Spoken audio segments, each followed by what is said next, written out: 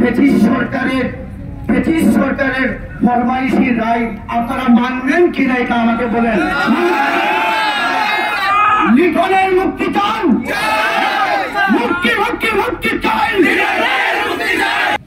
আজকের মানববন্ধন মিথ্যা মামলায় গ্রেফতারকৃত দীর্ঘ 7 বছর ধরে কারানির্যাতিত আব্দুল মালিক লিটনের নিঃশর্ত মুক্তির মানববন্ধন।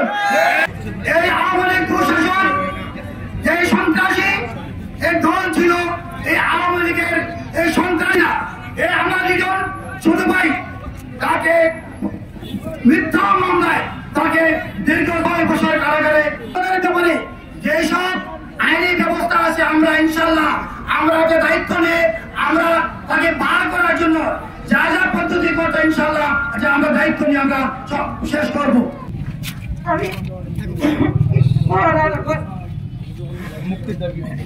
আমি মুক্তি চাই, আমার কাছে সবার কাছে এই মুক্তিটা দিয়ে আমার বাচ্চাটা আমার কাছে ফিরে দিব, সবাই আমার কাছে আমার অনুরোধ। জন্য আমি আর কিছু করাবার নাই, আপনাদের কাছে সবাই এইটুকু আমার আপনার।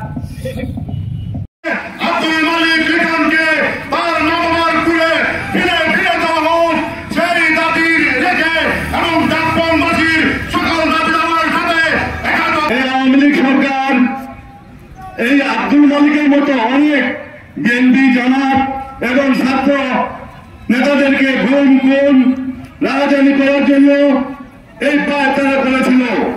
আজকে আব্দুল মালিকের মা বাপ তাদের কান্না দেখে আমাদের চোখেও কান্না আসে। রাজনীতি প্রতিষ্ঠার কারণে তাকে মিথ্যা মামলা দিয়ে দীর্ঘ 8 বছর থেকে কারাবন্দী করে রেখেছে। আপনারা এই জামরঙ্গের আহমদ জনতা